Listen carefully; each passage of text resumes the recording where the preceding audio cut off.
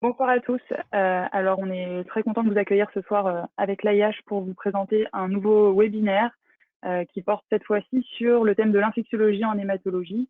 Et on a la chance d'accueillir le docteur Christine Robin d'Henri Mondor qui va nous parler des actualités dans le CMV et le docteur Alban Villette du CHRU Tours qui va nous présenter les infections fongiques.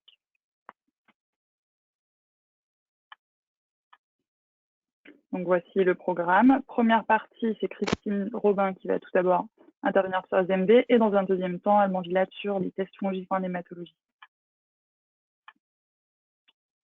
Alors, Christine, je pense que tu peux prendre la main.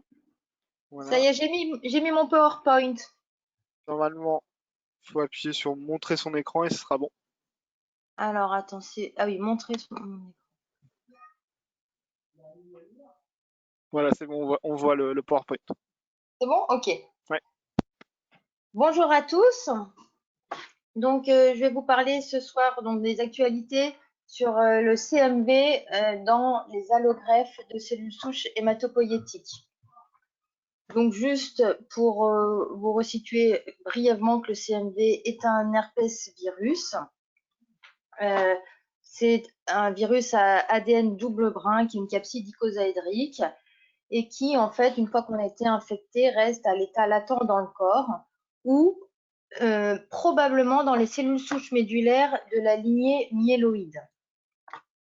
Alors, tout d'abord, les définitions. J'ai perdu mon PowerPoint. En fait, j'aimerais bien cacher le reste pour voir que mon PowerPoint, mais Tu peux en te mettant tout au haut de la voilà, parce qu'en truc fait, tiré, le mettre sur le côté. Mais non, voilà. Excusez-moi, un petit problème technique. Donc d'abord, les définitions donc, ont été publiées, les nouvelles définitions qui ont été publiées récemment dans CID, donc qui différencient infection et maladie. Donc l'infection, c'est quand on détecte le virus ou l'un de ses constituants dans un fluide biologique ou un tissu. Donc typiquement, ça va être une PCR-CMV positive dans le sang en l'absence de signes cliniques. La maladie, en fait, il faut qu'il y ait l'association d'une documentation ACMV et de signes cliniques. Et donc, dans ces nouvelles définitions, il y a l'apparition des notions de maladies prouvées, probables et possibles, un peu à l'image des infections fongiques. Et donc, je vais vous les détailler dans la diapo d'après, où vous aurez un tableau avec prouvé, probable, possible, en fonction des différents tableaux cliniques, donc pneumopathie, infection gastro-intestinale, hépatite, infection du système nerveux central et rétinite. La rétinite, c'est la seule atteinte clinique pour laquelle il n'y a pas de preuve virologique qui soit requise. L'examen clinique de l'ophtalmologue suffit à affirmer une rétinite ACMV. Et donc, pour une pneumonie, donc vous voyez, pour avoir une pneumonie prouvée, il faut avoir une preuve histologique du virus, donc dans le tissu pulmonaire. Probable, il faut que vous ayez donc une pneumonie avec du CMV, donc souvent c'est par PCR dans le LBA, et possible sur une biopsie. Dans le tube digestif, pareil, c'est l'anapathe qui donne une infection prouvée. Probable si vous avez une lésion dans le tissu, mais pas de lésion macroscopique, uniquement microscopique. La rétinite, on l'a vu tout à l'heure, la clinique est typique, il n'y a pas besoin de documentation microbiologique. Pour l'encéphalite, donc il faut, pareil, pour avoir une infection, une maladie prouvée, une preuve dans le tissu. Si vous avez du CMV dans le LCR, dans un LCR non contaminé, vous avez donc une encéphalite probable. Et pour le néphrite, cystite et autres, pareil, pour avoir une maladie prouvée, il faut qu'il y ait une atteinte tissulaire. Le risque d'infection fongique, donc ça, c'est plus pour les non-hématologistes. En fait, le risque, il est inverse par rapport aux greffes d'organes solides. C'est-à-dire que si vous avez un donneur et un receveur moins, le risque est quasiment nul. Si le receveur est moins et qu'on lui donne un système immunitaire du donneur positif, alors le risque, il est à le risque de primo-infection et il est très faible. Le risque, en fait, majeur, c'est le risque de réactivation, donc chez un receveur plus, et il est encore plus important pour les donneurs moins, puisqu'en fait, un patient ayant du CMV, on va lui donner un système immunitaire qui n'a jamais vu le CMV, et donc c'est eux qui sont les plus à risque de réactiver, contrairement aux greffes d'organes solides. Les facteurs de risque d'infection, c'est clairement les R+, et donc le risque va augmenter avec l'âge, les greffes non apparentées, la T-déplétion et maintenant donc les greffes haploïdentiques, probablement le phénotype HLA et la GVH, puisqu'on va donner des immunosuppresseurs. Le risque de maladie, donc le premier risque de faire une maladie SMV, c'est en fait d'avoir fait une infection à CMV. Et on va voir, c'est important parce qu'il existe des maladies non précédées par des infections, mais dans la majorité des cas, la maladie est précédée d'une infection, d'où les différentes stratégies qu'on verra plus tard. Donc, l'autre risque qu'on a vu tout à l'heure, D-R+. La charge virale, puisque dans la majorité des cas, l'infection précède la maladie. La cinétique de la charge virale, plus la charge virale va augmenter vite, plus le risque de maladie est important. Et puis, les défauts de reconstitution immunitaire. Et plus récemment, on a mis en évidence également des prédispositions génétiques. Donc, le PTX3, ça vous dit peut-être quelque chose parce que le PTX3 a déjà été en fait décrit comme étant une prédisposition génétique à l'aspergillose. Donc, c'est quoi PTX3? C'est une protéine qui est produite par les macrophages, les cellules dendritiques et les cellules endothéliales en réponse à un stimuli pro-inflammatoire qui est stocké dans les granules intracellulaires des polynucléaires et qui va être relargué sur l'agent pathogène, provoquant les dommages tissulaires avant même l'activation de la production de PTX3 proprement dite. Le rôle est non redondant et elle va moduler l'activité du complément et faciliter la reconnaissance des pathogènes par les cellules matures myéloïdes de l'immunité innée. Et le récepteur de PTX3 est un leurre pour le CMV, il va diminuer l'entrée du CMV dans les cellules. Et donc, ce qui était décrit, c'est que si on est homozygote petit h2, petit h2 chez le donneur, ça augmente le risque de réactivation de CMV chez le receveur dans les 2 ans suivant l'allographie. Une autre prédisposition génétique décrite, c'est les polymorphismes au niveau de la chaîne alpha du récepteur de l'IL7. Et donc l'IL7, c'est une cytokine qui est essentielle pour la génération de novo des lymphocytes T dans le thymus et pour l'homéostasie des lymphocytes T périphériques. Et donc il y a un certain polymorphisme chez le donneur qui augmente le risque chez le receveur, donc de GVH, ça augmente la mortalité, mais donc ça augmente aussi l'infection à CMV, vous voyez, avec un hazard ratio 2,4. Le diagnostic virologique, donc il y a plusieurs techniques. En fait, maintenant, le diagnostic, il repose sur la PCR. On ne fait quasiment plus d'antigène PP65, de culture virale. Les inclusions, on le fait encore au niveau de l'ANAPAT, mais c'est vraiment la PCR maintenant qui est l'outil phare. Les infections et les maladies à CMV après conditionnement atténué versus conditionnement myéloablatif. Donc en fait, si on peut regarder la courbe, au départ, on a cru qu'il y avait moins d'infections à CMV et de maladies à CMV après conditionnement atténué, parce qu'effectivement, dans les 3 premiers mois, il y en a moins, mais en fait, elles sont simplement décalées dans le temps et au final, il y en a autant. Donc, pas de différence à 1 an sur l'ensemble des manifestations CMV, infection plus maladie. L'impact du statut du CMV du donneur et du receveur ont un impact sur la survie, en fait.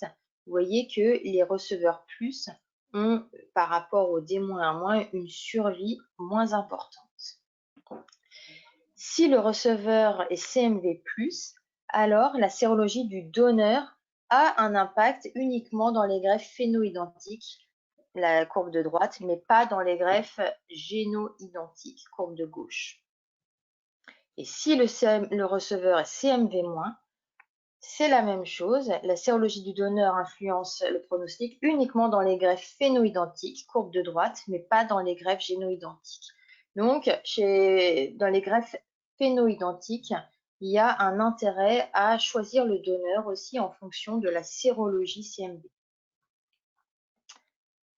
Alors, quelles sont les raisons pour expliquer l'association du CMV et le mauvais pronostic global?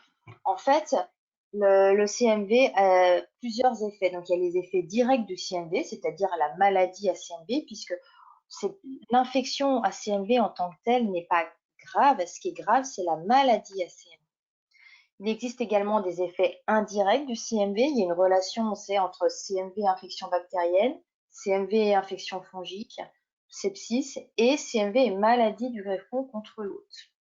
Et enfin, il y a l'effet de la toxicité de certains traitements, notamment le ganciclovir, qui va donner des neutropénies entraînant une augmentation des infections bactériennes et fongiques, et le foscarnet qui est toxique pour le rein. Donc, les stratégies de traitement, donc ça c'est une diapo de Sophie Alain qui est au CNR du CMV à Limoges, pour vous expliquer en fait les enjeux. Ce qui est grave, c'est la maladie à CMV. L'infection à CMV en tant que telle, on ne meurt pas d'une infection à CMV, c'est la maladie à CMV qui est grave. Et donc, on a vu que la maladie à CMV, elle est dans la majorité des cas, elle est précédée par une infection à CMV. Et donc, on peut décider 3 stratégies. Soit on traite uniquement les maladies à CMV, c'est ce qu'on appelle le traitement curatif de la maladie. Soit on dit on veut empêcher l'arrivée d'une maladie à CMV. Donc, on va traiter dès qu'on a une infection à CMV, c'est ce qu'on appelle le traitement préemptif. C'est-à-dire que dès que votre charge virale va se positiver, vous allez traiter avec un antiviral. Et le troisième niveau, c'est la prophylaxie. Donc la prophylaxie, en fait, vous voulez éviter l'infection à CMV pour qu'il n'y ait pas après de maladies à CMV et puis également parce qu'il y a quelques rares maladies à CMV qui surviennent en l'absence d'infection à CMV.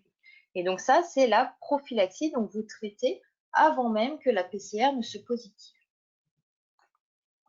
Donc ça, on vient de le voir. Donc la prophylaxie, vous allez traiter tous les R+, pendant la principale période à risque. Et donc, c'est ça aussi l'une des questions, c'est quelle est la principale période à risque? Est-ce que c'est 100 jours? Est-ce que c'est 180 jours?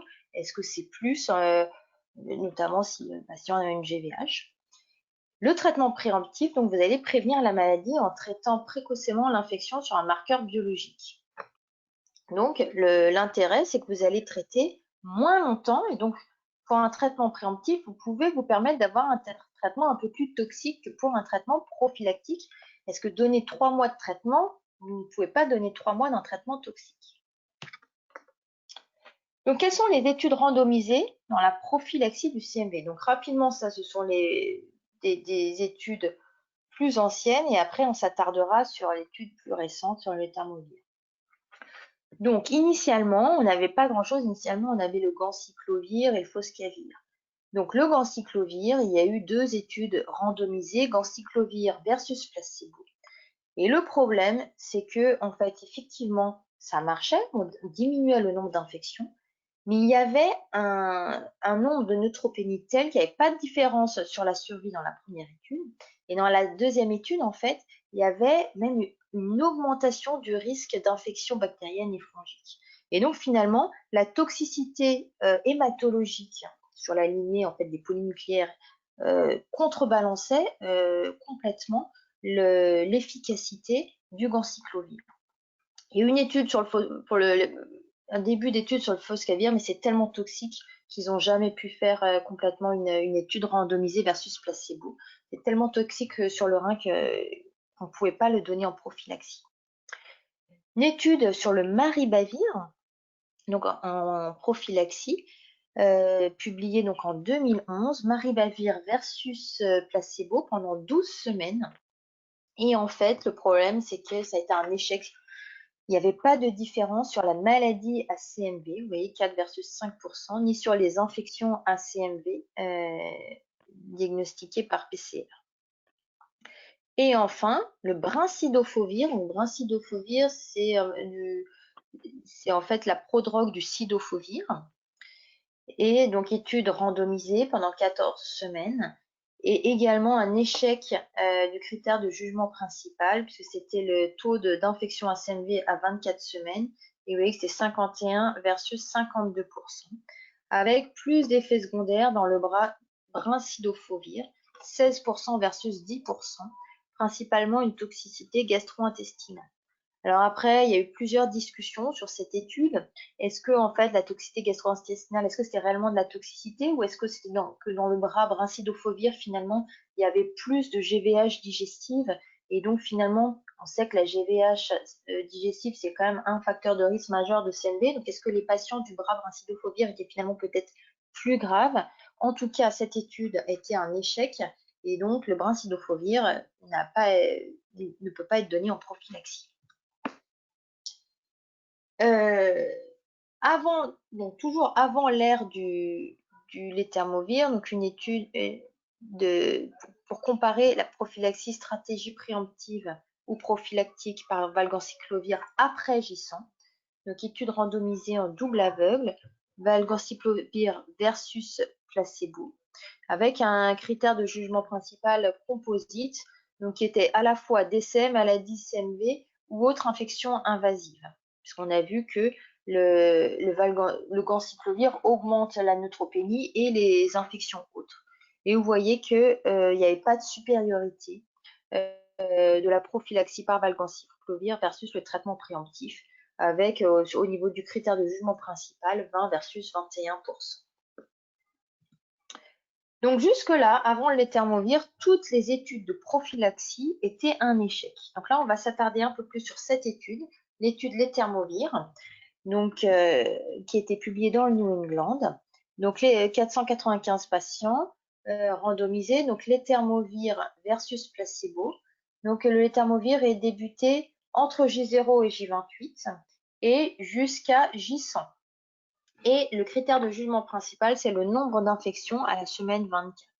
Et vous voyez que la différence est statistiquement significative. Dans le bras létermovir, c'est 37,5% et dans le placebo, c'est 60,6%. Et donc, il y avait moins de recours à un traitement préemptif, forcément, dans le bras létermovir. Il n'y avait pas, les effets secondaires étaient comparables dans les deux bras.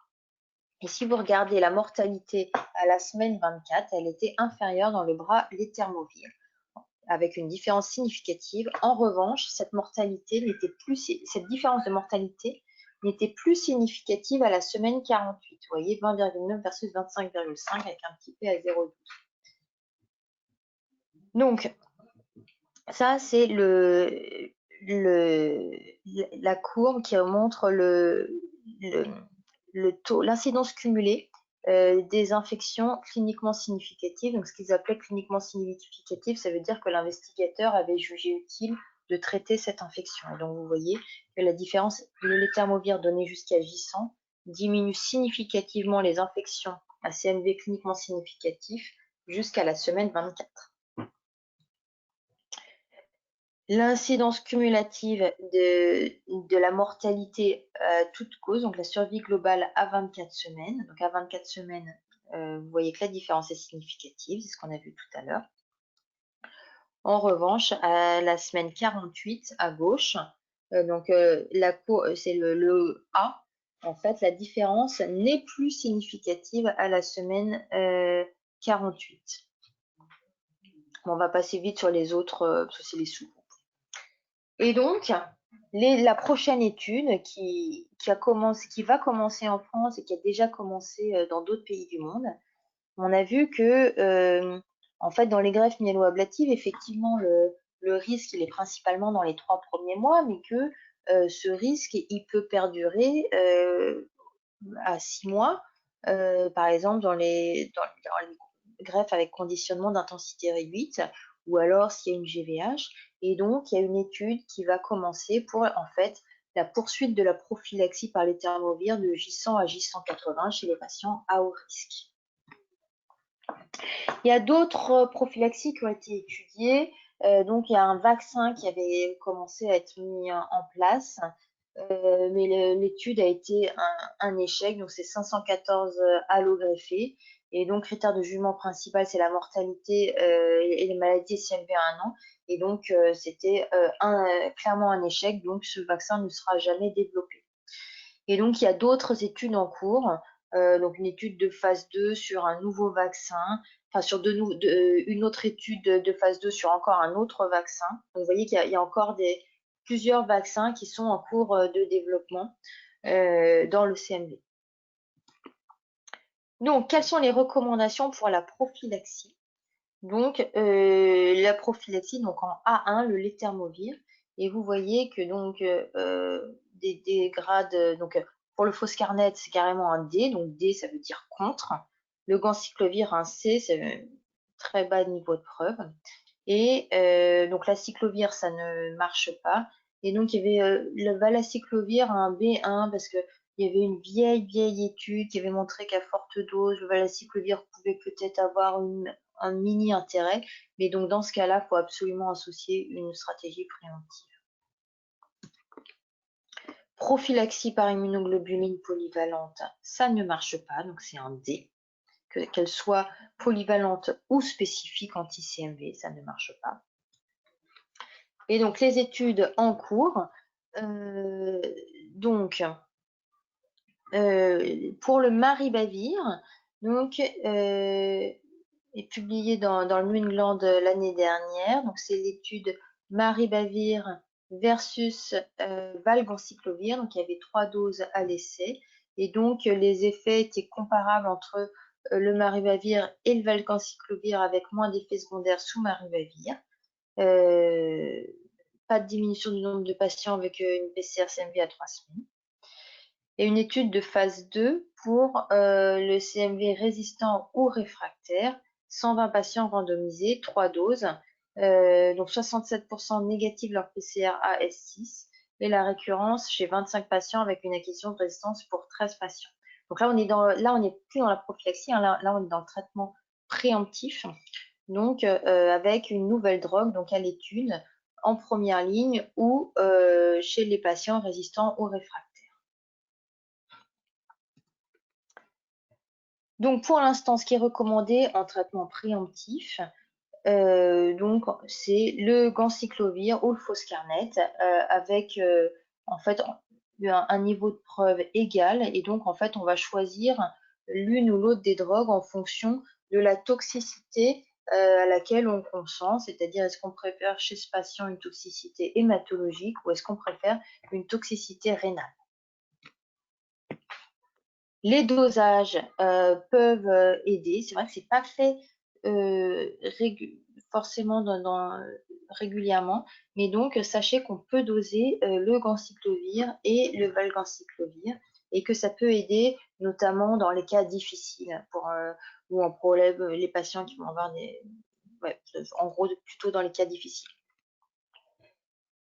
Traitement en seconde et troisième ligne. Donc, si on a utilisé le ganciclovir, mettre le foscavir. Si on a utilisé d'abord le foscavir, mettre le ganciclovir. Le cidofovir peut être considéré. La combinaison peut être considérée également en deuxième ou troisième ligne, vous voyez, avec un niveau de preuve très bas. Si on peut réduire l'immunosuppression. Sinon, les flunomides ou artésunates qui peuvent être considérés avec un faible niveau de preuve et pas d'intérêt pour ajouter une immunoglobuline polyvalente. Pour le traitement des pneumonies à CMV, donc évidemment mettre un traitement antiviral, ganciclovir ou foscavir. On peut ajouter des immunoglobulines, vous voyez, avec un niveau de preuve C3. En deuxième ou troisième ligne, on peut mettre du cidofovir en combinaison foscavir et vanciclovir. Ça, je vais passer. Dans la greffe, dans l'autogreffe de cellules souches, il n'y a pas d'intérêt à monitorer le CMV. En fait, ce sont des patients qui ne vont pas faire de maladie à CMV. Quelles sont les autres situations que la greffe de cellules souches avec un risque de CMV? Donc, on a vu vraiment l'autogreffe, il y a beaucoup moins de risques que l'allogreffe. Les autres traitements hématologiques qui peuvent augmenter le risque de CMV, donc c'est l'alentuzumab, l'idélalizib certaines associations de chimiothérapie comme l'hypersévate, la Fluda, l'endoxan. De manière générale, les hémopathies lymphoïdes sont plus à risque que les hémopathies myéloïdes.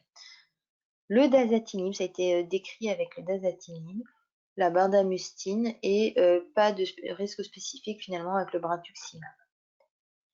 Et le fait d'avoir fait une maladie ACNV avant allogreffe est un facteur de risque pour développer une maladie ACNV après allogreffe. Juste un petit récapitulatif des spectres des différents antiviraux. Et donc, vous voyez que jusque-là, les antiviraux qu'on avait, c'était des antiviraux qui avaient des spectres assez larges. Donc, vous voyez que la cyclovir, donc ça marchait sur l'HSV, le VZV. Il y avait une mini-activité sur le CMV qui n'est pas suffisante pour employer la cyclovir comme traitement, mais il y avait peut-être une mini-activité à forte dose en prévention. Le ganciclovir, donc qui marche sur HSV, VZV, CMV et l'HHV6. Même spectre pour le foscavir. Le cidovovir qui marche en plus sur l'adénovirus et le bécavirus. Le brincidofovir, c'est le même spectre que le cidofovir, puisque c'est sa prodrome. Et enfin, les deux dernières drogues donc, qui ont des spectres très étroits, puisque ça ne marche que sur le CMV. Donc, en conclusion, les infections virales, donc CMV les 3 premiers mois, les 6 premiers mois pour les greffes avec un conditionnement d'intensité réduite, et plus longtemps si jamais il y a une GVH, donc tant que perdure l'immunosuppression. Donc la prophylaxie du CMV maintenant donc, par l'éthermovir donc a été bien démontrée, mais alors du coup, quelle population est-ce qu'on va le donner à tout le monde, qu'aux patients à haut risque? Pendant combien de temps? Pour l'instant, ce qui est validé dans l'étude du Milan, c'est 3 mois. Et donc, il y a une future étude qui va regarder s'il y a un intérêt à poursuivre pendant 6 mois. Et donc, il faut retenir que le CMV, en fait, c'est la toxicité du CMV, elle est à la fois liée aux effets directs du virus, aux effets indirects et à la toxicité de certains traitements anti-CMV. Voilà, merci de votre attention. Merci. Alors,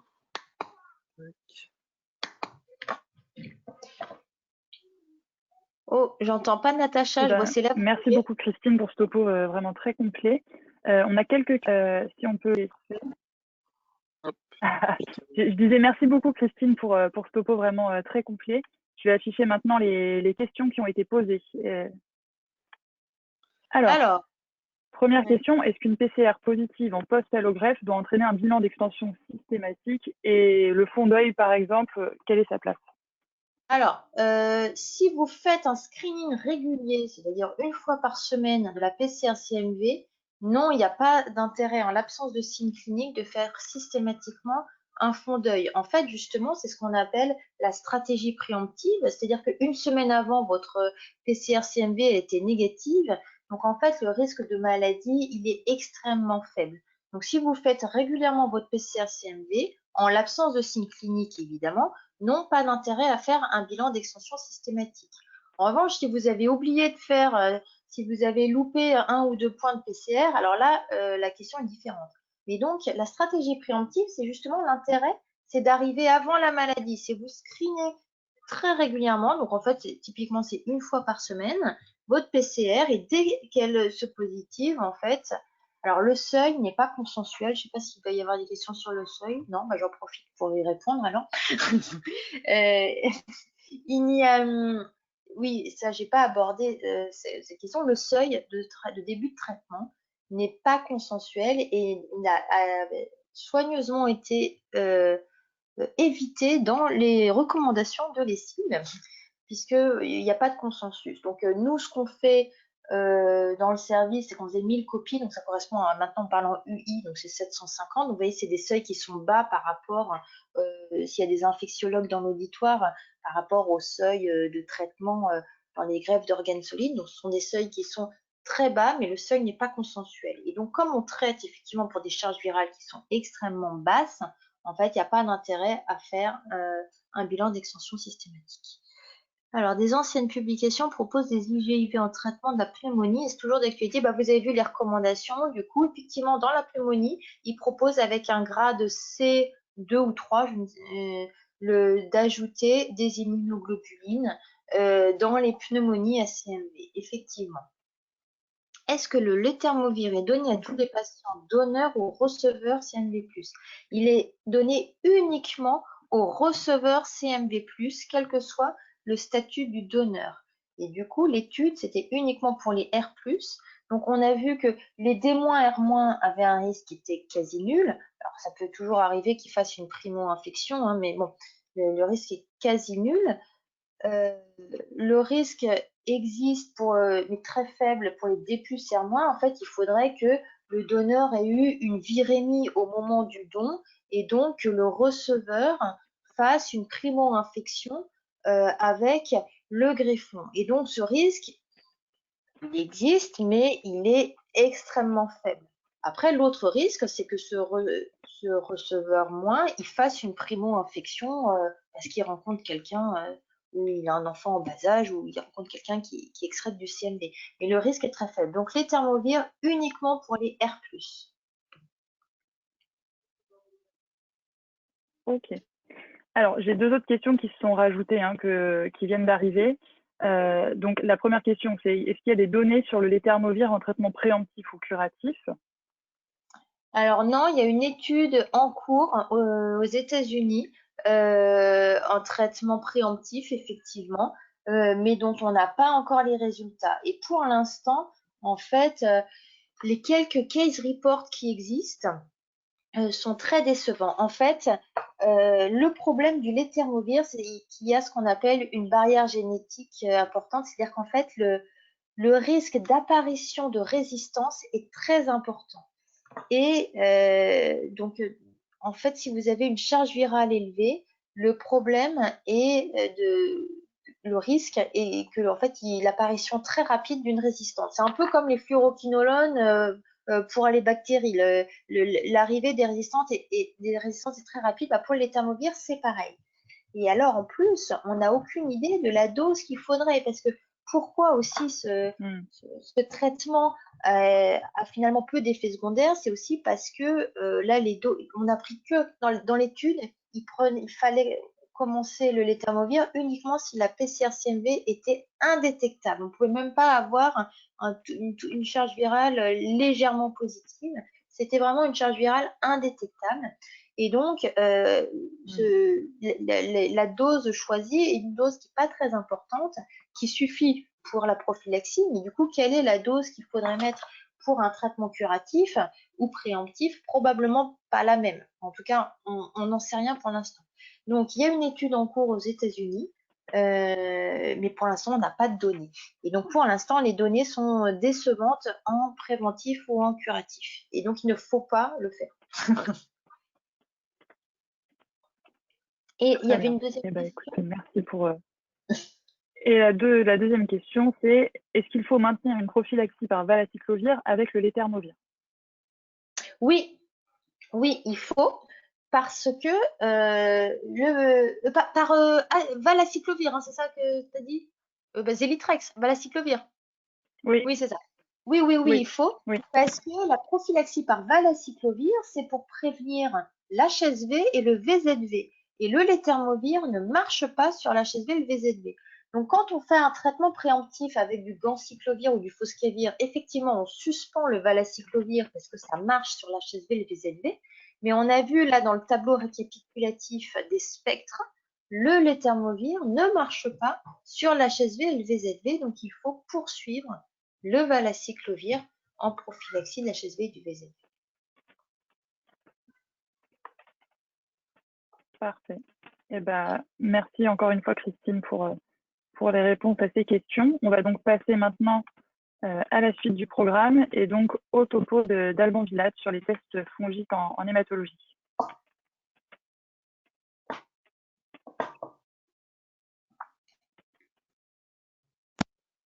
Là, c'est bon, on voit l'écran. Ouais. Ouais. Je quitte ça.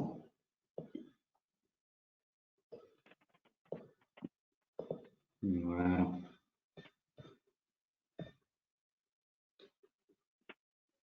Ok.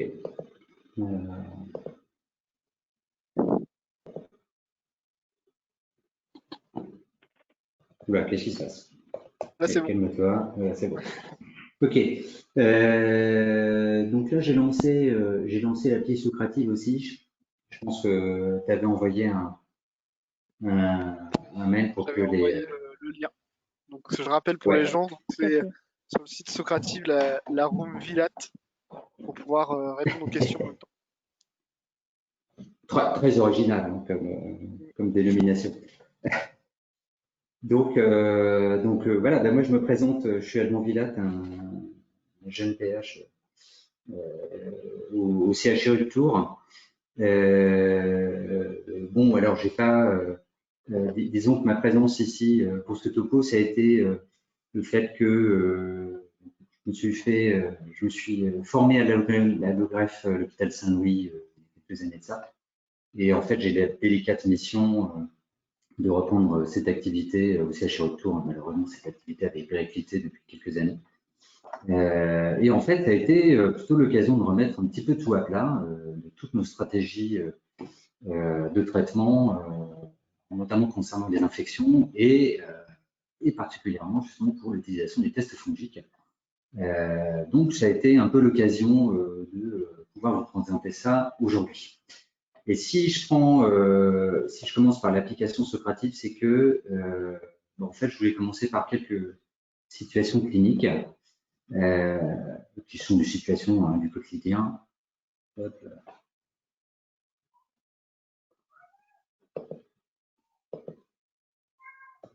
Alors, je crois que la touche droite, en fait, du clavier a certainement un petit problème.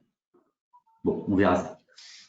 Donc, première situation clinique, patient de 51 ans, il avait un antécédent de leucémie aiguë premier leucitaire, traité en 2014 dans le protocole APL, donc il a eu la chance d'avoir l'association ATRA et arsenic, et considéré comme guéri. Et il se trouve qu'en fait, il fait une nouvelle leucémie aiguë myéloblastique 6 ans plus tard, en février 2020, avec notamment un clone FLT3 TKD, donc raison pour laquelle on a procédé à une nouvelle induction avec la midostaurin. Et il se trouve que parce qu'il n'était pas agrénoleucitaire à l'entrée, je pense que c'est ça, hein, c'est de recueil rétrospectif, c'était certainement pour ça qu'il n'avait pas eu d'azolé. Et donc la thérapie anti-infectieuse qui s'est enchaînée durant l'induction est somme toute assez classique. Hein. C'est le premier épisode de neutropénie fébrile des J2, on est sous hyperacéline tazobactam. La fièvre persiste à J5, il a une mucite sévère, on ajoute la vancomycine. Et la fièvre continue toujours, apparaît une toux et un foyer pulmonaire gauche clinique à J7. Ouais, je crois que ma touche droite a vraiment un problème. Donc, c'est là où Jean Socrative, je voulais voir un petit peu ce que vous auriez fait là déjà comme examen devant cette situation.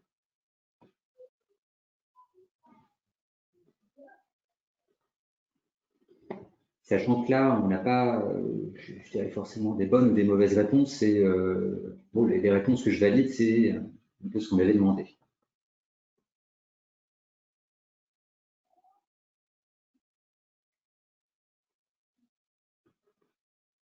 Donc, je regarde en même temps. En fait, il y a 6 participants. Ils sont en train de venir. Je laisse 10 petites secondes. Alors, c'est dommage que vous ne puissiez pas voir les résultats, mais globalement, personne n'a fait exactement pareil hein, que ce qu'on avait fait. Là, il manque assez qui répond. Ok, on y va. Donc, il se trouve que, en fait, on avait tout fait. On avait tout demandé. On avait demandé le scan thoracique parce qu'il avait des signes. On avait demandé les tests fongiques. Donc, justement, on va en discuter après. La PCR aspergillaire, en fait, je l'ai mise positive. Maintenant, c'est un peu discutable, mais d'être un peu moins parce qu'il n'a pas de prophylaxie. Et on avait quand même procédé à des crachats induits parce que l'air de rien, il y avait quand même quelques expectorations. Donc, finalement, c'est infernal ce truc. Donc, finalement, je me remets comme ça. Donc, on a ça. On a ça. On a J8, en fait, on a déjà le bêta-glucane qui est faiblement positif, 89,7 picogrammes par millilitre. On a le scan qui montre des macronodules avec du halo, du verlipolie, donc assez évocateur de l'aspergillose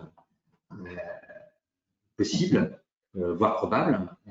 Et puis ensuite, on a déclenché d'emblée le voriconazole sur l'ensemble de ces arguments. On a fait le fibro-LBA, c'est infernal cette touche. Dès le 10e jour, on avait une culture d'Aspergillus fumigatus qui était positive. Et en fin de compte, on a aussi le galactomannan dans le sang qui est revenu positif et le bêta-glucane qui était devenu très fortement positif.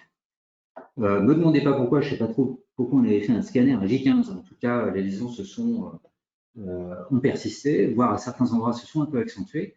Et par la suite, un scanner qui a été demandé au 2e mois, plutôt dans un bilan très greffe, montrait qu'on avait une excellente réponse.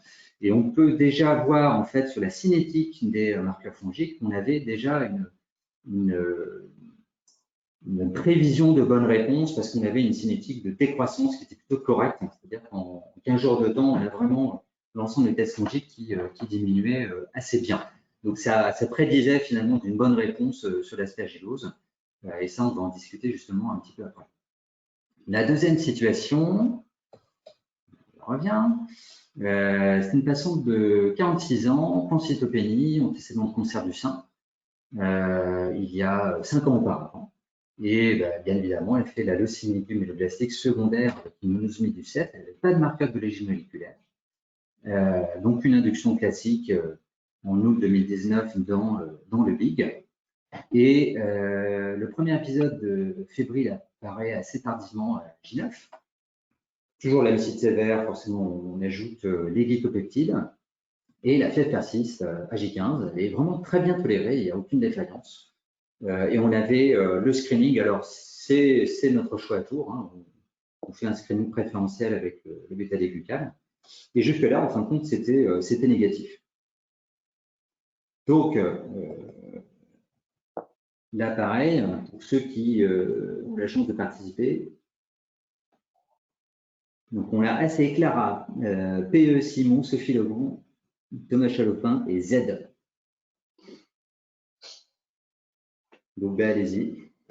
Donc, on avait, est-ce qu'on fait un scan TAP, est-ce qu'on répète un bêta-glucane précoce, est-ce qu'on demande le galactomannan, est-ce qu'on élargit d'emblée au carbapenem, sachant que la fièvre se poursuit, est-ce qu'on demande des hémocultures fongiques.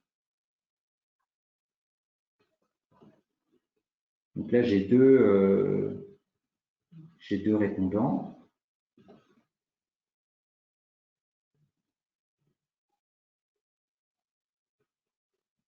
Alors, encore une fois, c'était vraiment pour sonder ce que les participants estiment le plus approprié. Maintenant,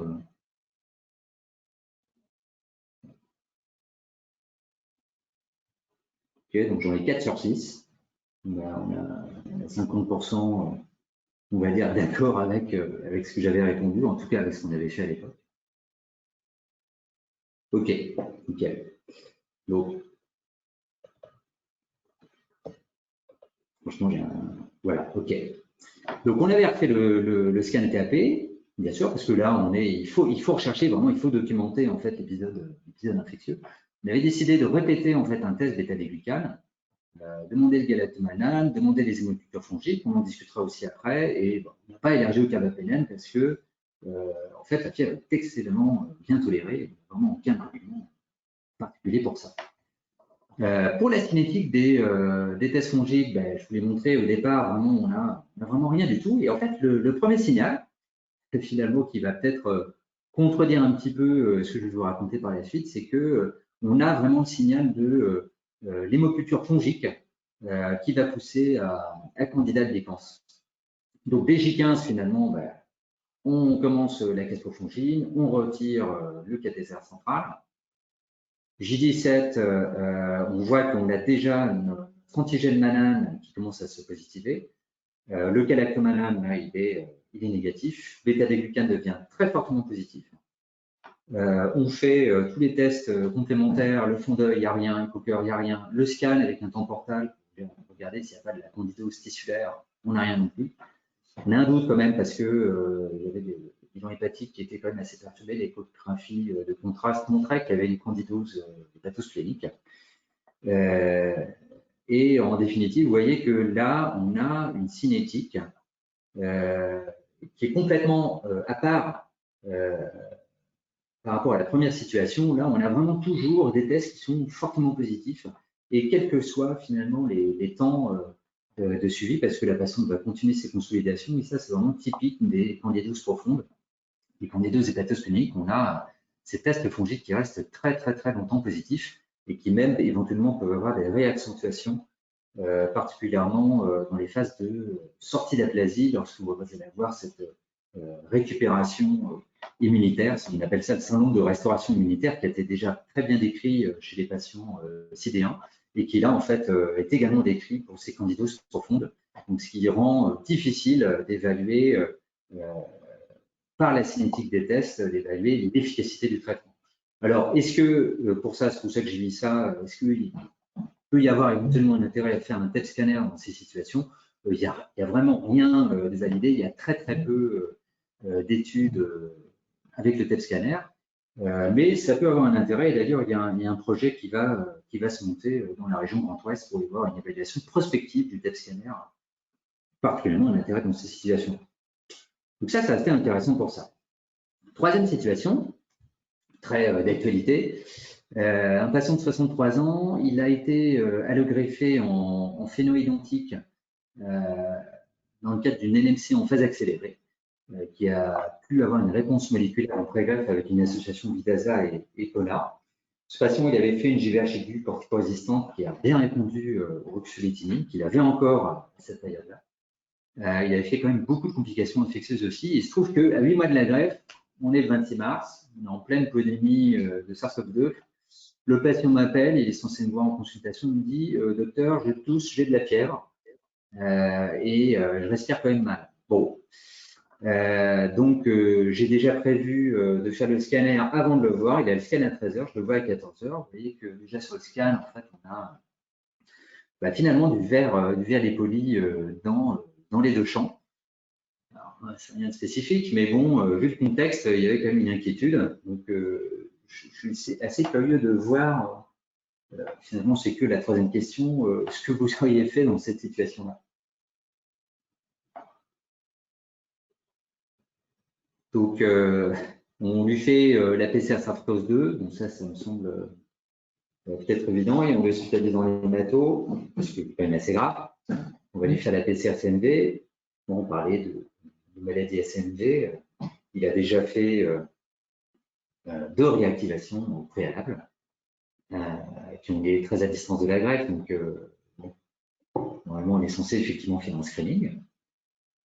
On demande le LBA, est-ce qu'on fait une PCR du corps? Le bêta-glucane, il revient. Alors, qu'est-ce que vous auriez fait? Donc là, j'ai plutôt. Alors, on a plutôt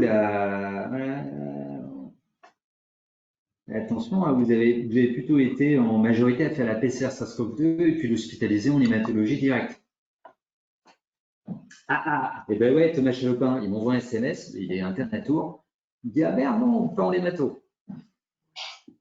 C'est-à-dire que c'est le risque. Là, c'est le loup dans la bergerie.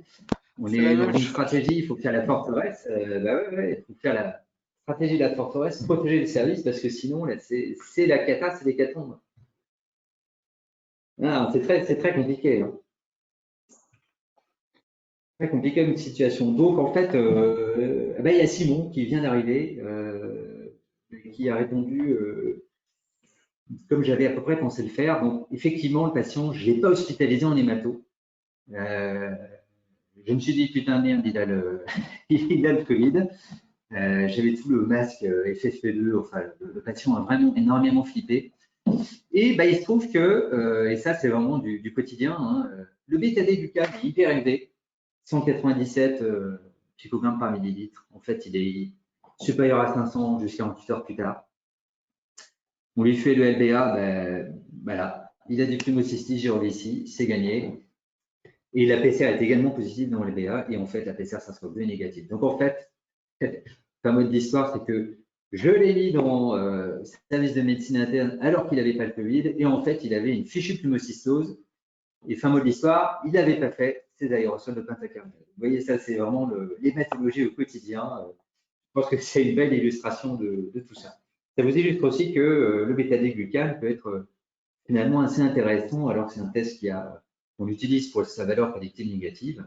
Parfois, s'il est fortement élevé, justement dans la pneumocystose, ça peut avoir son intérêt. Bref. Donc, juste pour vous faire une petite mise en situation pour les infections fongiques invasives, ça, ce sont un répertoire, je dirais, de tous les cas répertoriés d'infections fongiques invasives en France, qu'on appelle le réseau RECIF. Et on a répertorié 10 663 épisodes d'IFI depuis 2012. Alors, c'est tous services confondus. Hein. Il y avait 30% de ces patients, c'était des patients en réanimation dans l'épisode, et quand même 43% de patients atteints de cancer, et en majorité, bien sûr, des patients d'hématologie. Globalement, ce qu'on a noté en cinétique depuis ces dernières années, c'est qu'il semble que l'aspergillose invasive soit en légère diminution, ça correspond à 13%. Ça, ce sont les données 2018. Donc, des infections fongiques invasives. En premier lieu, on a vraiment la fongémie, hein, à candidat SPP. Ensuite, vous avez effectivement la pneumocystose, puis ensuite l'aspergillose.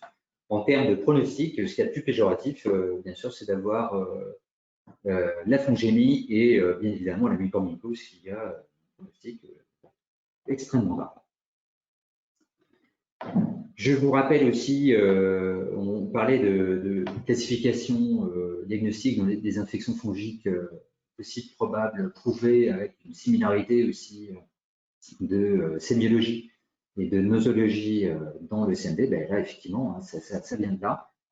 Ça vient des premières conférences de l'ESIL qui ont vraiment établi tout un tas d'arguments cliniques, microbiologiques, radiologiques pour déterminer la probabilité de l'infection fongique invasive. Ça vous illustre aussi que c'est effectivement un diagnostic qui est très compliqué à pouvoir réaliser. Donc, je vous ai repris vraiment tous ces éléments de la publication. Sachez que le diaporama est en fait un peu plus long. J'ai mis en backup aussi tous les facteurs d'hôtes et cliniques que je ne détaillerai pas par ici. Et donc, nous, en fait, l'idée de ce topo, c'est de se concentrer en fait sur tous les arguments indirects de preuves mycologiques que sont justement les tests fongiques. Et ces tests fongiques, ben, c'est un rappel assez, peut-être pour certains, des douloureux souvenirs de la biostat, hein, qui rappelle en fait l'imputabilité intrinsèque et extrinsèque de chaque test, et à savoir justement la sensibilité, spécificité, valeur prédictive positive et négative. J'attire votre attention en fait sur cette courbe ROC qui illustre en fait vraiment ce qu'on aimerait en théorie, c'est-à-dire un test parfaitement discriminant qui va vous dire que lorsqu'il est positif, que effectivement la personne est malade pour la maladie pour laquelle vous testez, et que lorsqu'il est négatif, bah, effectivement, elle n'est pas malade. Évidemment, dans la réalité, c'est beaucoup plus compliqué que ça. Donc, il faut que dans la pratique clinique, on puisse tendre vers une bonne discrimination. Évidemment, c'est pas facile. Je vous ai mis en lien. S'il y a des aficionados de YouTube parmi vous, si vous avez du temps à perdre, je vous ai mis en lien une chaîne de Biostat qui s'appelle Risque Alpha, qui est vraiment excellente, très pédagogique. Ça peut vous être utile d'ailleurs pour celles et ceux qui sont en master ou dirigez votre thèse, ça peut vous aider à vous éclairer sur les tests de biostatistiques que pour la plupart d'entre vous, vous allez faire tout seul. Et tout se passer par là. Donc, on commence par les tests fongiques qui ne sont pas spécifiques du genre. Pour cela, ben, en fait, alors dans beaucoup de diaporamas hein, sur les tests fongiques, on reprend vraiment cette revue qui est vraiment très, très bien faite. Et d'ailleurs, en fait, ça vous illustre le point de départ à partir duquel on va établir toute la stratégie des tests fongiques.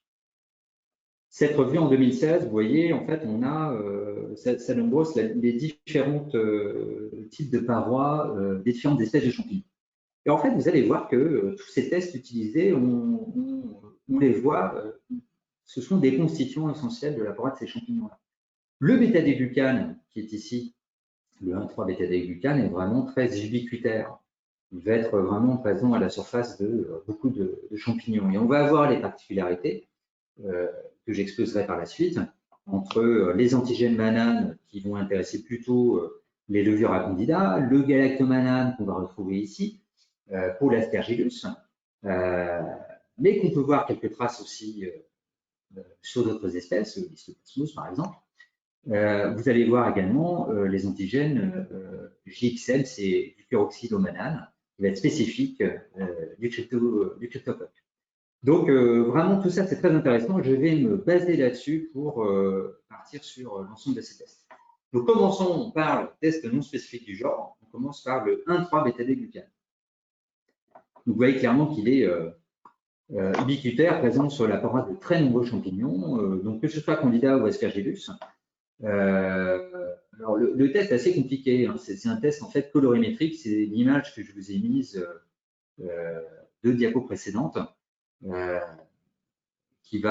va utiliser en fait une réaction protéase zymogène en utilisant un crabe. On va induire toute une cascade de coagulation et induire ensuite un chromophore qui va être détectable par la spectrophotométrie. En France, on a un test qu'on utilise, c'est le Fingitel, dont le seuil est à 80 picogrammes par millilitre. Donc, évidemment, lorsque vous avez une infection fongique invasive, vous allez avoir une libération de bêta-déglucane dans la circulation sanguine. Par contre, évidemment, ça ne va pas vous distinguer si ce sont des levures ou si c'est du filament. Deuxième point qui est ici, ce test peut être fortement positif, particulièrement dans la pneumocystose. C'était la troisième situation clinique. Ensuite, vous avez l'ensemble des candidoses et puis, dans une moindre mesure, l'aspergillose, fusariose ou histoplasmose. Attention, ce test est négatif dans les mucores et dans la cryptococcose aussi. Hein, vous avez vu, il y a cette coque qui empêche en fait cette solubilisation du bêta-déglucane. Sachez aussi que le test est quand même assez peu influencé par les traitements antifongiques, donc il va avoir une décroissance assez lente. Je crois que la meilleure illustration, c'est la deuxième situation clinique avec la candidose hépatosplenique. Gros problème du test aussi, ce sont les faux positifs. Hein.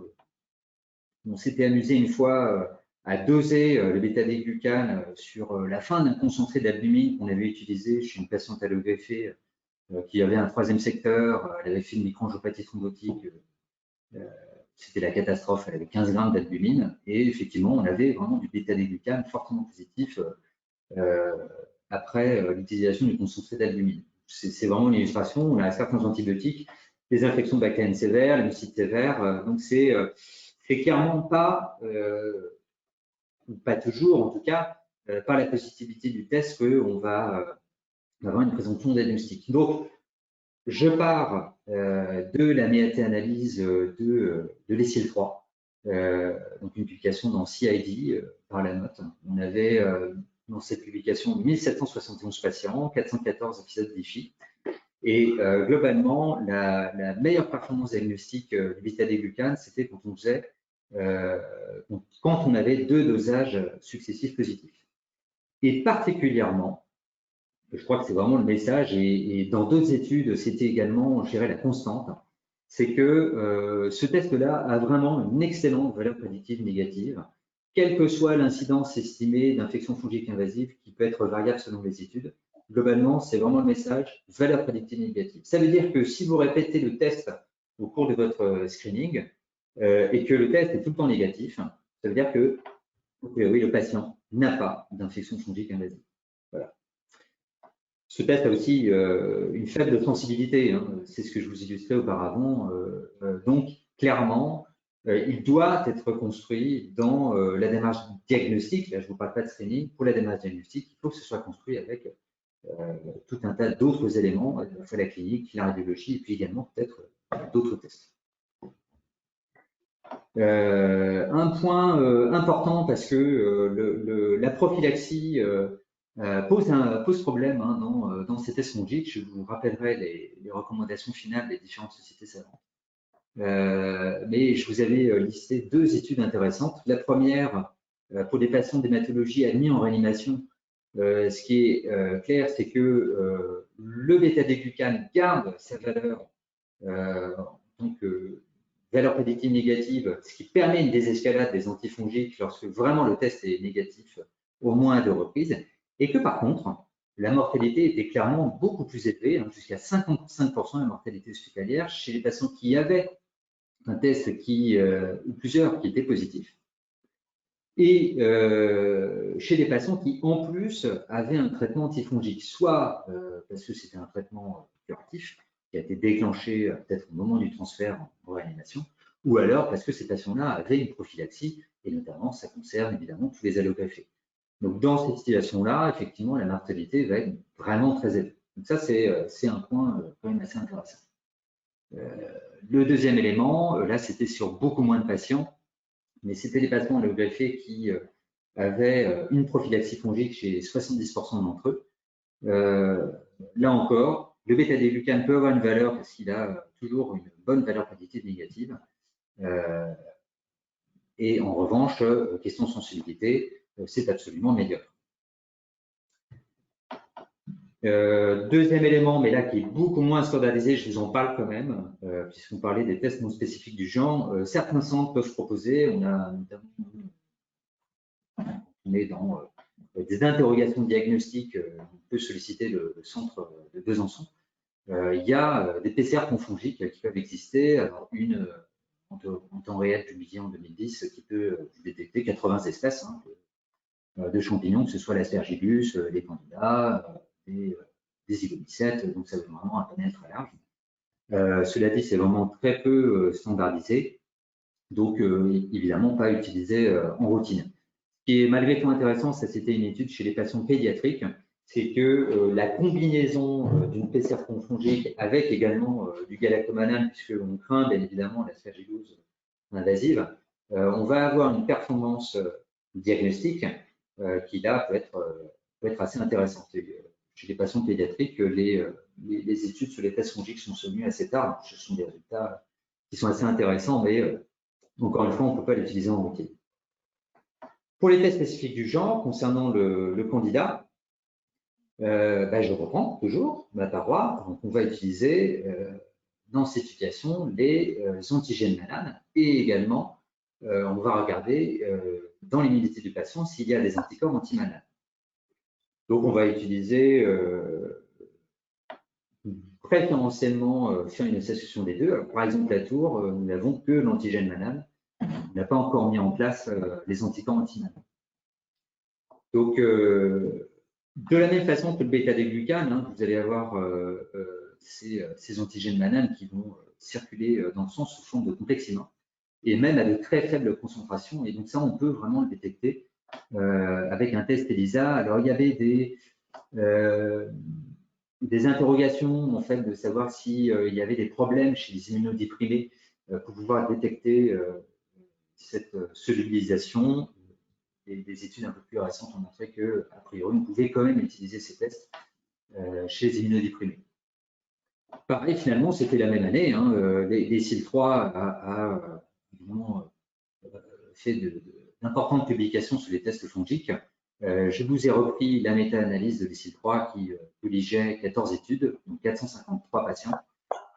L'utilisation combinée de l'antigène Mannan et des anticorps anti-Mannan fait que vous avez une sensibilité, une spécificité finalement assez correcte, hein, aux alentours de 85%, une valeur prédictive négative supérieure à 85%.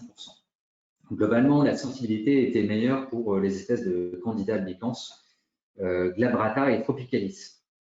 Ce qui ressort de ces publications aussi, et ce qui n'illustre pas ma deuxième cas clinique, c'est que lors d'une stratégie de screening, finalement, vous pouvez avoir une certaine précocité dans la positivité de ces tests avant même que vos hémocultures, par exemple, puisque c'est entre guillemets le gold standard, même si ce n'est pas un très bon gold standard, avant même en tout cas que vos cultures deviennent positives. Et ça correspond à la fois pour les candidoses disséminées, mais également pour les candidoses profondes. Donc ça peut avoir un intérêt certain. Justement, les hémocultures fongiques, j'ai mis en titre les 50% négatives. En fait, c'est illustré d'une publication de Clancy Nguyen dans le CID en 2013, où le titre, c'était les Missing 50%. Et c'est vraiment le gros problème, et c'est ce que je vous encadre ici, c'est que la sensibilité des hémocultures n'est vraiment pas bonne du tout. Globalement, la concentration médiane de candidat applicant dans une hémoculture, c'est une unité fondant-colonie. Et il se trouve que sur les analyses a posteriori de patients qui étaient candidémiques, on a quasiment la moitié des hémocultures qui ont moins d'une unité fondant-colonie dans les MOC. Donc, c'est quand même problématique. Ça veut dire que globalement, on arrive à identifier 75% des candidémies, mais seulement 50% des candidoses profondes.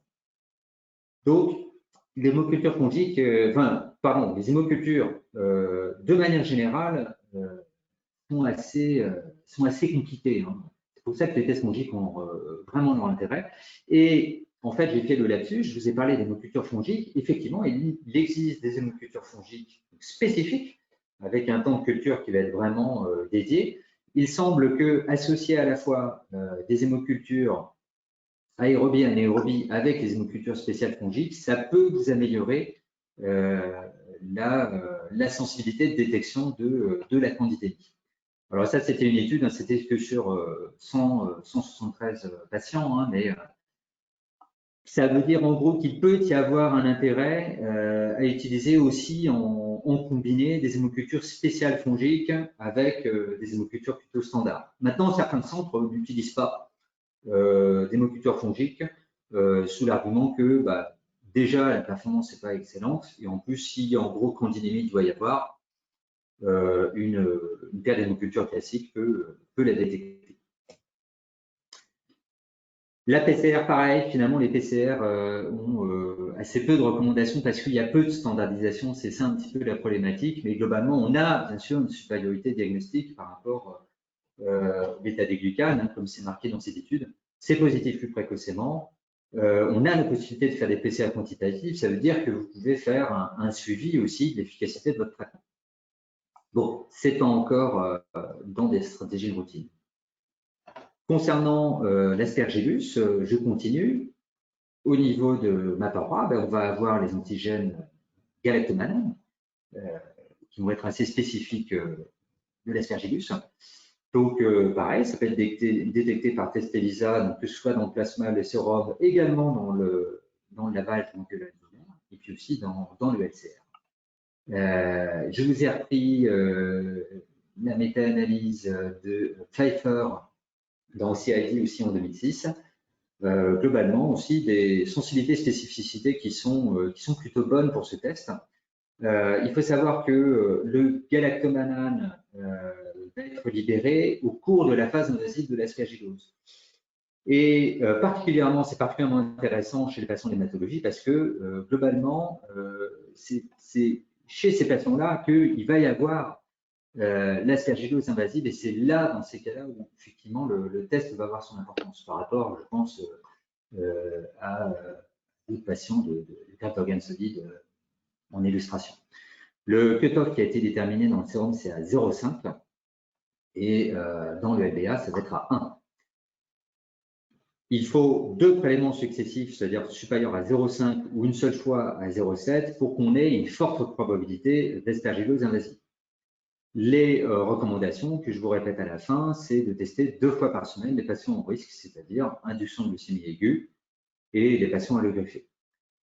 Bien évidemment, comme tous les tests, on a vraiment une sensibilité du test qui va être très amoindrie à partir du moment où les patients sous prophylaxie. Et en fait, typiquement, les patients en induction de leucémie aiguë et les patients allogreffés, ce sont ces patients-là qui vont avoir la prophylaxie fongique. On a des très bons niveaux de preuve hein, pour les prescrire, donc ça va gêner l'interprétation de ces tests.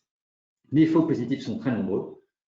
ce soit les transfusions, la nutrition parentérale, l'alimentation, hein, le galactomanane, particulièrement dans les produits lactés. Il suffit qu'il y ait une consommation de produits lactés, vous allez avoir une absorption de galactomanane par la paroi du tube digestif et vous pouvez très bien avoir un test positif dans ces situations-là. Toutes les situations digestives de mucite très sévère, de colite sévère, GVH digestif peuvent induire une positivité du test. Des réactions croisées avec d'autres champignons également.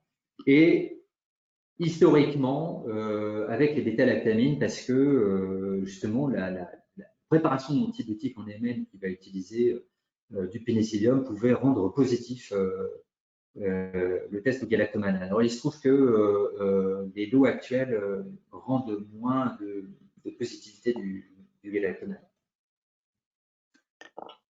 La PCR Aspergillus, alors j'ai découvert qu'elle existait à Tours. Ça faisait depuis 3 ans qu'ils avaient mis en place, mais ils n'avaient pas assez de personnes pour pas assez de ressources humaines pour pouvoir la techniquer. Maintenant, c'est bon, on va pouvoir la mettre en place, j'en suis ravi. Vous voyez, donc finalement, la préparation de ce topo a déclenché beaucoup de choses, donc je vous en remercie.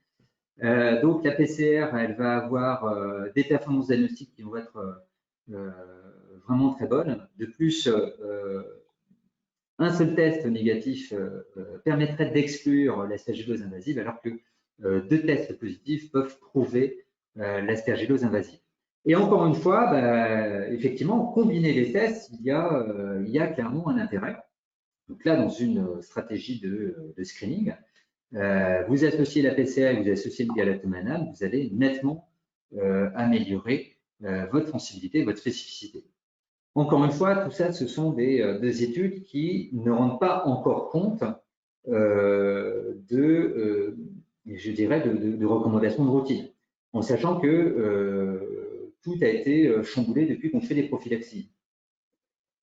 Donc, si on doit résumer pour l'aspergillose chez les patients au risque de neutropénie prolongée, s'ils n'ont pas de prophylaxie, et donc ça, c'était le cas de la première situation, parce qu'on s'est dit, bon, il n'y a pas encore d'agranulocytose, ça veut dire qu'il n'a peut-être pas importé son aspergillose de la maison. Bon, en fait, si.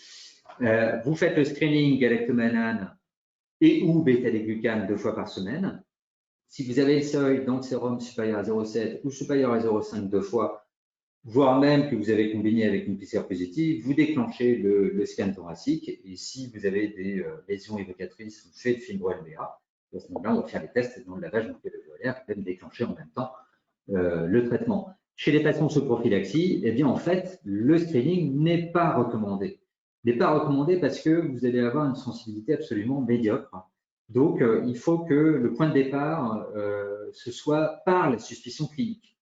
Mais la suspicion clinique ne vous empêche pas, bien sûr, de faire quand même ces tests fongiques dans une démarche purement diagnostique, mais pas de monitoring. À partir de ce moment-là, si vous avez, on va garder les mêmes seuils, on peut associer aussi le bêta-glucane. L'idée est plutôt bonne finalement de combiner les 2 tests. Si vous en avez l'un des 2 qui est positif, on déclenche le scanner thoracique et à ce moment-là, si vous avez des lésions, on fait le fibro-LBA et également le galactomanane. Et là, l'important, c'est de faire la PCR dans le lavage, qui est vraiment fortement recommandé chez les patients sous prophylaxie pour faire des diagnostics de l'aspergillose. Ne vous en faites pas, j'ai tout résumé à la fin. Autre question très intéressante finalement, c'est de savoir est-ce que ça a un intérêt de faire ces tests-là pour suivre l'efficacité du traitement antifongique. Donc, pour les candidoses invasives, on peut avoir une décroissance du bêta-glucane, alors qui est très lente, mais qui va être pronostique finalement sur les premières semaines de traitement. C'est-à-dire que pour les candidoses invasives, si vous avez votre bêta-glucane qui baisse, à ce moment-là, vous pouvez vous dire qu'on peut avoir une bonne efficacité du traitement. Il sera continué pendant très longtemps, c'est sûr. Et au moins 2 semaines dans les candidoses profondes. Et dans ce que je vous ai illustré ici, c'est chez des patients allopalphés, où clairement, si on avait une décroissance du test, vous voyez que ça met du temps quand même. Hein. À ce moment-là, on avait plutôt un bon pronostic. Et si en fait, ça restait positif, c'était vraiment nettement défavorable. Pour l'aspergillose invasive, finalement, une situation assez similaire. Hein. On sait qu'on va avoir une évolution très lente et variable du bêta-glucane. le galactomannan, un petit peu pareil, mais que globalement, on a vraiment le cut-off des 2 semaines de sous-traitement efficace. Et si vous avez une décroissance du test, à ce moment-là, c'est que, a priori, le pronostic chez les patients va être quand même bien meilleur. Donc ça vous illustre bien, hein, une étude là chez les patients de leucémie aiguë, vous avez vraiment une discrimination entre ceux qui avaient un test qui décroissait et les autres qui avaient un test toujours positif. La discrimination est claire. Et également chez les allogreffés. Donc, il peut y avoir quand même un intérêt à faire un suivi de ces tests. Maintenant, bon, tous ces tests ont leurs limites. Hein. La complexité, c'est que, alors, quand bien même on a des patients d'hématologie, effectivement, l'incidence peut être beaucoup plus élevée que d'autres patients. Du reste, l'infection fongique invasive, c'est un événement rare. C'est de toute façon, ça rend très complexe de pouvoir faire les diagnostics. Les hémocultures, vous les avez vues, elles ont vraiment une faible sensibilité. Avec les tests fongiques en combinatoire, c'est un petit peu moins mauvais. Il faut combiner aussi la radiologie, la présomption clinique. Pour les PCR, on n'en sait rien pour le moment. Il y a un impact variable de l'immunosuppression, ça concerne particulièrement les allogreffés. Hein. Ça peut être plus compliqué chez des allogreffés qui ont de la GVH, qui ont les corticoïdes, qui ont le ruxolitinib, qui sont estimables leur greffe et pour détecter un galactomannan, sachant qu'ils ont plus du posaconazole, ça va être compliqué. La prophylaxie fongique, vous l'avez vu, ça réduit les performances, notamment en termes de sensibilité de valeurs prédictives positives. L'impact de la colonisation, particulièrement pour les candidats, c'est compliqué. Le suivi sous traitement, bah, vous voyez qu'il y a des éléments pronostiques avec des cutoffs d'une semaine, 2 semaines, mais on sait très bien qu'à 6 semaines, 12 semaines du traitement, on peut toujours avoir un test positif. Quelle va être la valeur de ce test? C'est assez compliqué. Donc, pour vous résumer, là j'ai repris une diapositive de Blandine Ramer, qui est infectiologue à Poitiers. Donc, ça vous résume vraiment dans quelle situation on va vraiment utiliser les tests dont je vous ai parlé. Là, j'ai essayé de faire un effort de synthèse. Alors, vous voyez que c'est un peu compliqué, c'est un peu lourd, mais ça vous les illustre aussi le foisonnement, la complexité d'établir aussi des recommandations. Mais globalement, que ce soit l'IDSA, c'est-à-dire les Américains en 2016, que ce soit l'ESIL-3 en 2012, que ce soit l'ECMID en 2018, globalement, tout le monde est à peu près d'accord pour dire que le galactomannan est important en screening à partir du moment où les patients n'ont pas de prophylaxie. Le bêta-glucane, on a toujours un petit peu de mal à le placer, mais globalement, chez les patients à haut risque de neutropénie prolongée, les allogreffés, ça peut avoir son intérêt. Troisièmement, les PCR, ben, on n'a pas encore de recommandations suffisamment fortes. Il peut persister des débats, mais elle a particulièrement son intérêt pour la PCR aspergillose en diagnostic chez les patients sous prophylaxie fongique. Et que globalement, il y a aussi un intérêt à faire une association de tests, donc que ce soit dans la candidose, les antigènes Mannan avec les anticorps anti-Mannan, éventuellement peut-être dans le futur PCR et galactomannan, comme ça a été mis ici avec l'ECMID. Donc vraiment, globalement, les combinaisons de tests sont possibles. Maintenant, c'est compliqué en termes de standardisation, c'est compliqué en termes de coût aussi. Vous voyez, moi je suis à Tours, tout n'est vraiment pas faisable dans n'importe quel CHU en France. Donc voilà, c'est compliqué, on essaie de faire avec les moyens du bord également. Donc, s'il ne fallait retenir qu'une chose, c'est tout ce que je vous ai raconté. Je vous ai mis la diapo donc à gauche en screening, le galactomannan 2 fois par semaine, bêta-glucane aussi son intérêt, associer les tests, les PCR pas forcément recommandés. Pas de stratégie de screening recommandée pour les prophylaxies et pour les diagnostics. Utiliser les PCR spécifiques et quand même continuer les hémocultures. Pour les références sur lesquelles vous pouvez regarder, vous avez toutes les recommandations de l'ESIL, IDSA en 2016 et l'ECMID. Et vous avez d'excellents diaporamas et de guides de prescription sur GILAR. Alors, GILAR, c'est tout le site d'infectiologie des Hauts-de-France, c'est un site absolument une merveille. Ça m'aidera à faire des procédures locales de GESI pour l'allogreffe. Donc ça, c'est vraiment une mine d'or, ce site, je vous conseille d'y aller. Et écoutez, s'il y a des questions, c'est maintenant. Voilà, petite référence. Merci beaucoup. On donne la main à Natacha.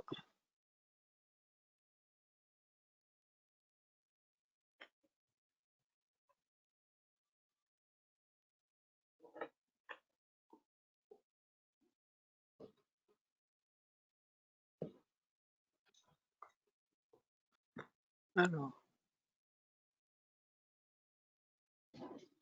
Moi, je n'entends pas Natacha. De toute façon, je vois la question. Quel délai minimal entre les deux bêta-glucanes positifs? Voilà. Alors, globalement… Est-ce que vous m'entendez? Ouais, non, oui. Voilà. Oui, on t'entend, Natacha. Parfait.